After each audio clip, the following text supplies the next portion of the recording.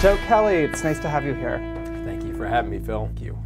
I'm very excited to have you. I'm very glad to be here, too. Thank you for inviting me. So I would like to talk to you about a few things, covering your career. So a little bit of your history, a lot about your process, and a lot about story, which is what I'm really interested in, is our jobs as storytellers and how you approach story and how you think about story and sort of what informs you when you approach story.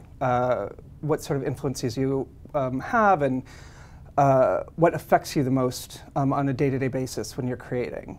So I really just throw darts at a board with some words on yeah, it, so this is going to be a very short interview. It's sort of like Wheel of Fortune, you just spin it and then you hope to get the big jackpot. So to begin, actually, I was doing a little bit of research on you. Have you ever been to your own Wikipedia page? It's a little inaccurate. Is it? Yeah. Well, it's actually incomplete. It just stops at a certain point. Okay. Yeah. Well, it's scary that I even have a Wikipedia page. That actually freaked me out. Do you know who wrote it? No. I have corrected my Wikipedia page a couple of times, and then when I was in the middle of correcting it, not that you need to know this, I was taken aback because I realized somebody had to write all this. Right. Somebody had to make this page, find my art, find that picture, and then create this page about me that I ended up having to correct. It was all very strange. But anyway, I was sort of curious. So born and raised in Long Island, New York? And you went to Tisch. Yeah, I went to Binghamton for undergrad, and then I went to NYU for grad school. After a year in between, I worked as a production assistant for my brother-in-law, who does commercials and music videos and that sort of stuff. And after about a year of carrying heavy stuff, I thought, you know what? I think going back to school would be a really good idea. I was actually at a point where I was going to either go art department or writing. Believe it or not, I loved the prop guys. I really wanted to be. I was a sculptor undergrad, and wanted to get into special effects and that sort of thing. So if I had not gotten into NYU, I was going to aim to be a prop PA and work with those guys and try to get into special effects. That's amazing. I had no idea about that. That's actually very, very cool. I was just obsessed. I grew up in Southern California, near Universal Studios, so I was obsessed. Interestingly, on film sets, not with the sort of actors or directors, but with all the production stuff, so set building, special effects. Oh, yeah. Loved that stuff. Oh, that's actually so interesting. Yeah, I was really into it. And in a different life, like a parallel universe, I would have been, a special effects artist for sure. And one of the guys we work with is a writer and works at ILM. He gave me like an ILM hat. This is for the alternate universe. That's Joe awesome. Kelly, who would have worked for us someday. But yeah, I actually miss visual art. That's why I love comics so much. I mean, to get to have that art, as a tangible part of my sort of daily routine.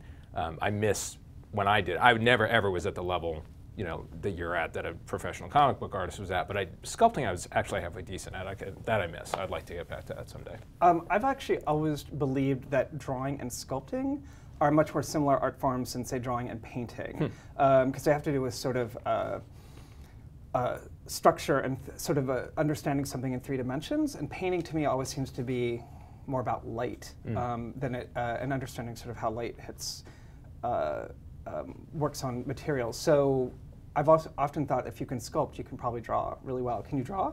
I used to.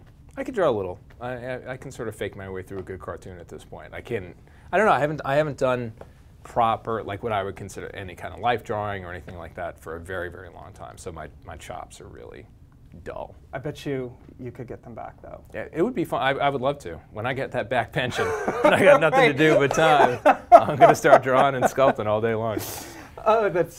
Oh, the pension. Yeah. Oh, comics. So one of the questions I wanted to ask you, actually, was, and now that this is interesting because now that I have the sort of special effects background that I didn't know you had, or interest that I didn't know you had, do you remember what it was, what film or TV show that you saw that sparked that interest, that you're like, yes, I want to do that? Probably, I mean, I feel like it's such a cliche, but I mean, Star Wars. I mean, I was, a 6 when Star Wars came out. I mean, it had such a huge impact on my life. And I mean, I remember drawing the Empire Strikes Back comic, my adaptation with really horrible stick figure kind of guys. and I was heavily influenced by those films and science fiction in general. So I think those stories, you know, and it's, I don't know why I'm embarrassed about it. I guess it feels a little bit cliche just because, and certainly where we wound up, and, you know, the fact that we sort of work in the adventure genre and a lot, that kind of stuff. But it was that, and then, you know, going back, sort of strange influences that my dad introduced me to Monty Python when I was, and my dad was like a pretty straight-laced dude. He's a cop, and he sort of had these two sides. He showed me Monty Python and Smokey and the Bandit. Like, this is the sort of dichotomy. And then I didn't watch The Honeymooners. That was the other thing. But so the Monty Python of it all, like what absurdist humor meant, stuck with me too. You know, yeah, another one that I'll let my friends make fun of me for, but Mork and Mindy. Like, as a kid, to see Robin Williams just going crazy and doing what he was doing and seeing this level of chaos on a screen with a character who I loved and related to, and then would go in school the next day and do the exact same gags. That was for me, I don't know, part of a desire to entertain and a desire to tell stories and that kind of stuff. And that all is kind of similar. I mean, Star Wars was before that, but it's those are the weird influences, I guess. You know, sort of the humor, absurdity, and then, you know, the sort of sci-fi, epic, big scope stuff.